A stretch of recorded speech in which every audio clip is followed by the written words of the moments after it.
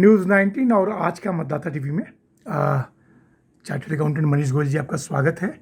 आप वर्तमान में आईसीए गाज़ियाबाद के प्रेसिडेंट हैं और इस वक्त हम जो है मनीष जी के जो कार्यालय है अंबेडकर रोड के निकट हम वहाँ बैठे हैं और बहुत सारे मुद्दों पे हमारी चर्चा होगी और भी इनके पदाधिकारी हैं। सर शुभ नाम क्या आपका? सीए विभोर जिंदल। विभोर जिंदल जी और सी अभय कंसल जी जो योगेश जी के सुपुत्र हैं। मनीष जी, 2-3 सवाल है। आईसीए गाज़ियाबाद का जो हेड ऑफिस है गाज़ियाबाद में, इसका पूरा पोस्टल एड्रेस क्या है sir? AC1 Ambedkar road Ghaziabad. लेकिन सर बहुत ही दुख के साथ मुझे बोलना पड़ रहा है, जब मैं आपके कार्यालय में आ रहा था तो जैसे लग रहा है कि भाई एक कोहिनूर है और बीच में अगल बगल सारी गंदगियों का ढेर लगा हुआ है। इतना बढ़िया आपने आईसीए का अपना बिल्डिंग बनाया, इतने योग्य पढ़े लिखे बच्चों का ये इंस्टीट्यूशन से, मेरे ख्याल से यहाँ स्टडी भी करते होंगे लोग? जी, कोचिंग सेंटर चलता है यहाँ, कोचिंग सेंटर भी चलता है। और सर इसकी स्थापना कब हुई सर इंस्टीट्यूशन की? यहाँ पे लगभग 2 वर्ष पूर्व हुई थी इस बिल्डिंग की? इस बिल्डिंग की अच्छा, जो स्टार्ट हुआ है और बनना शुरू हुआ लगभग 4 से 5 वर्ष पूर्व। और उस वक्त इतनी बुरी हालात नहीं थे, पर अभी स्थिति और बद से बदतर होती जा रही है। लगातार हमने इसकी कंप्लेंट भी की है सारे डिपार्टमेंट्स को अलग अलग। और यहाँ पर लगभग हमारे यहाँ महीने में 2 से 3 हज़ार स्टूडेंट आता है यहाँ पे अलग अलग रूप में, क्लासेस के रूप में, लेने के रूप में, कोचिंग में, सब उसमें मेंबर्स का भी आना जाना रहता है क्योंकि कार्यालय मेंबर्स और स्टूडेंट दोनों के लिए है। और लगभग गाजियाबाद में हमारे 4200 मेंबर हैं और 10 से 12 हज़ार स्टूडेंट हैं जो कि यहाँ पे पढ़ाई करते हैं, जो यहाँ पढ़ाई करते हैं, हमारे गाजियाबाद इस कार्यालय से एफिलेटेड है। अच्छा सर, जब बारिश नहीं हो रही है तब ये स्थिति है जी। अगर बारिश होती तो यहाँ की क्या स्थिति होती है? बारिश में और स्थिति खराब होती है, बहकर कूड़ा और आगे आ जाता है और बहुत बुरी तरह से बदबू होती है। मैं कैसे अंदर भी आ जाता हूँ कार्यालय के अंदर जो उड़ करके पन्नियां और जो सूखा कूड़ा होता है तो बिल्डिंग के अंदर भी आ जाता है। और बदबू की स्थिति ये होती है जब कार्यालय के अंदर भी बैठ नहीं सकते। अच्छा, इसकी कंप्लेन जो है, अच्छा मुख्यतः यहाँ पे अतिक्रमण मुझे दिख रहा है, और खास तौर से जो गाय और भैंस का जो गोबर है वो सब यहाँ डंप हो रहा है अच्छी तरह से, जबकि नगर निगम के बहुत सारे व्यवस्थाएं दी गई हैं, प्रावधान है कि कूड़ा जो है डंपिंग ग्राउंड में ही जाएगा, या यहाँ से कि लोग जो है कूड़ा कलेक्शन का भी पैसा देते होंगे। तो कूड़ा यहाँ गिर रहा है, कितने वर्षों से देख रहे हैं आप इस चीज़ को? जब से बिल्डिंग ओपन हुई है जी, लगभग तब से, उससे पहले से ही है। उससे पहले से ही गिर रहा है, पर अब स्थिति और खराब है। तो मनीष जी, इसकी शिकायत कहाँ की आपने? हमने इसकी शिकायत पार्षद को की है, स्थानीय पार्षद हैं हमारे, उनको की है, महापौर जी से की है, नगर निगम में की है, ऑनलाइन सीएम पोर्टल पे डाला है इसको, ठीक है ना जी। लेकिन अभी कहीं को कार्रवाई और सुनवाई हो नहीं रही है। महापौर जी से मिलने का समय भी मांगा है। तो कहीं से कुछ जवाब आया? कुछ पॉजिटिव नहीं आया? अभी कुछ नहीं आया, बस केवल शिकायत हो रही है। क्योंकि अक्सर ऐसा होता नहीं, योगी जी की कार्यकाल में अगर आप कोई शिकायत करते हैं तो तुरंत कार्रवाई होती है जी। मैं चाहूँगा इस चैनल के माध्यम से थोड़ा सा जो यहाँ की अव्यवस्था है, जो यहाँ के उदासीनता है अधिकारियों का, योगी जी से कुछ अपील करेंगे कि इस बात को संज्ञान में लेकर साफ सफाई, मोदी जी की कितना बड़ा एक मिशन है सफाई को। योगी जी से मेरी यही अपील है कि मोदी जी ने जो स्वच्छ भारत अभियान चलाया हुआ है, और हमारा तो ये इंस्टीट्यूशन है, हम देश के सबसे बड़ी अकाउंटिंग बॉडी हैं, उसका ये कार्यालय है। और बहुत सारे बच्चे यहाँ पर आते हैं जिनके स्वास्थ्य से जुड़ी हुई चीजें भी समस्याएं खड़ी होती हैं। तो ये उनसे यही अपील है कि इसे जल्द से जल्द ठीक कराएं, ताकि ये बिल्डिंग जो हमने सुंदर बिल्डिंग बनाई है, इसके आसपास का भी सुंदर माहौल बन सके। सर बिल्डिंग के साथ साथ यहाँ बच्चे पढ़ते हैं सर। जी। क्योंकि मोदी जी यही चाहते हैं कि स्वच्छता अभियान कितने देश विदेश तक फैल गया, लेकिन गाजियाबाद का एक कोना है जहाँ शिक्षा दी जाती है, वहाँ यही स्थिति है सर। सर 2 मिनट में आपके और पदाधिकारी से बात करूँगा। सर आपका थोड़ा बताएं कि इस स्थिति से क्या क्या अपील योगी जी से और स्थानीय प्रशासन से आप करना चाहते हैं? तो सबसे बड़ी अपील हमारी यही है, जैसे हमारे चेयरमैन मनीष जी ने बताया कि हमारी ये हिंदुस्तान की सबसे बड़ी अकाउंटिंग बॉडी है, जबकि मैं इसमें एक और ऐड करना चाहूँगा, हम विश्व की सबसे बड़ी अकाउंटिंग बॉडी है ऐसे ही, जिसे हमारे मोदी जी ने हमें पार्टनर इन नेशन बिल्डिंग बोला है। साथ में हम स्वच्छ भारत अभियान में आईसीएआई को नॉमिनेट किया है मोदी जी ने एज ए पार्टनर। उसके बावजूद हम लगातार हमारी बिल्डिंग के बाद जो स्थिति बनी हुई है, पहला तो एक तो कूड़ा डंप होता है, और उसमें भी बद से बदतर स्थिति करने के लिए गोबर की जो ये यहाँ पे पूरा कलेक्शन होने लगा है आसपास, उससे स्थिति और बिगड़ती जा रही है।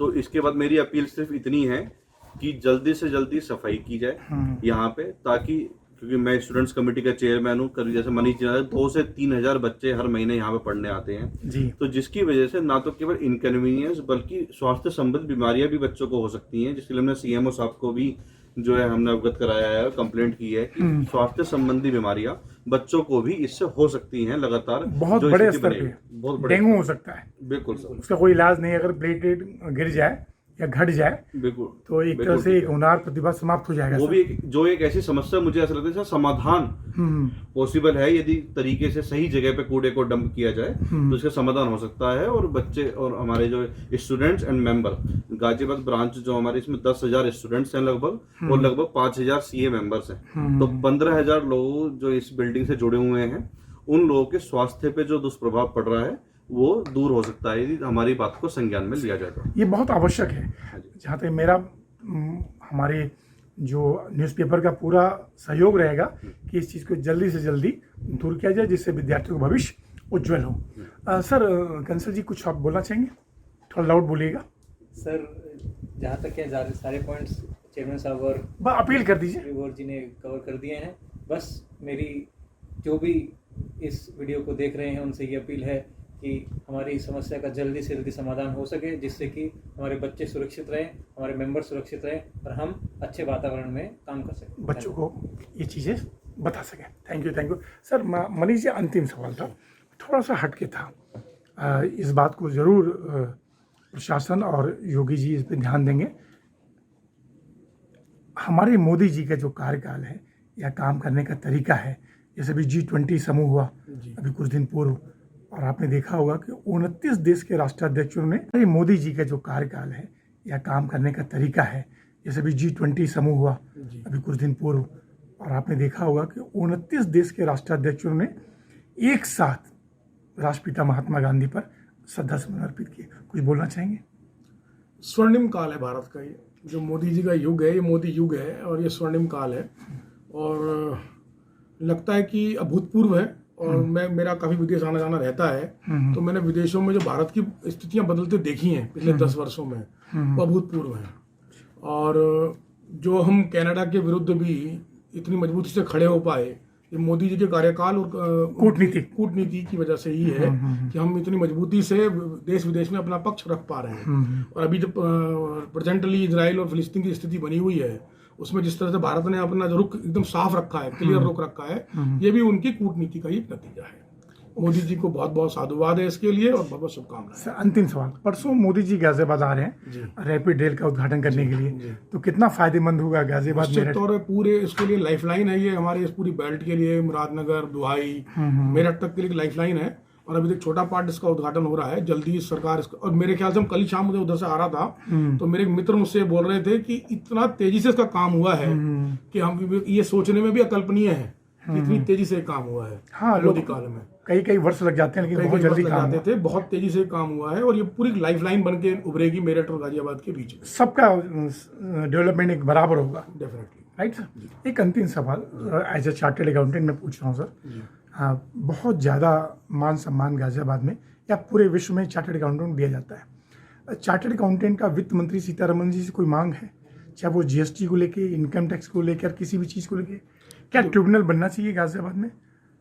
GST का ट्रिब्यूनल बनना चाहिए, बन भी है, बन रहा है, नहीं अभी बना नहीं है सर। बन रहा है GST का ट्रिब्यूनल, और बन भी रहा, सरकार ने उसको प्रावधान भी लिया है। वैसे तो सरकार की जो आर्थिक नीतियां हैं वो वास्तव में अच्छी हैं, पर फिर भी बीइंग ए चार्टर्ड अकाउंटेंट मेरा सरकार से आग्रह है कि अपनी नीतियों को और सरल करके व्यापारी और प्रोफेशनल्स के लिए, ताकि ज़्यादा से ज़्यादा फायदा मिल सके, अपनी नीतियों को और सरल किया जाए। कोई सर वित्त मंत्री को, चूँकि आप बहुत युवा हैं और अनुभवी भी हैं, कि सर बहुत सिंपल क्वेश्चन सर मनीष जी, कि जो हमारा रुपया बहुत गिर रहा है सर, तो ऐसी कौन सी पॉलिसी सरकार बनाए कि रुपये की वैल्यू डॉलर के मुकाबले बढ़े सर? कुछ सुझाव देना चाहेंगे? रुपए का गिरना किसी आर्थिक स्थिति के गिरने के बराबर नहीं होता। रुपए का गिरना सरकार की एक पॉलिसी है जी, जिसके अंदर मैं जो समझता हूँ, रुपया गिरना कोई आर्थिक स्थिति संबंध नहीं है कि हमारे को भारत का आर्थिक विकास रुक गया है, आर्थिक स्थिति हमारी गंभीर है जिसके रुपया गिर रहा है।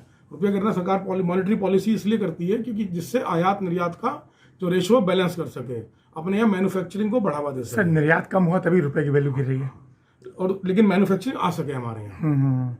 हम उसका हब बन सकें, जिस कारण से इसलिए ऐसा है। लेकिन फिर भी मैं सरकार से आग्रह करूंगा कि ऐसी कोई नीति बनाए, ऐसी कोई नीति बनाए जिससे हमारा रुपया स्थिर रह सके और उसका फायदा एक्सपोर्टर्स को और इम्पोर्टर्स को भी हो सके। Right sir. मनीष जी बहुत बहुत धन्यवाद।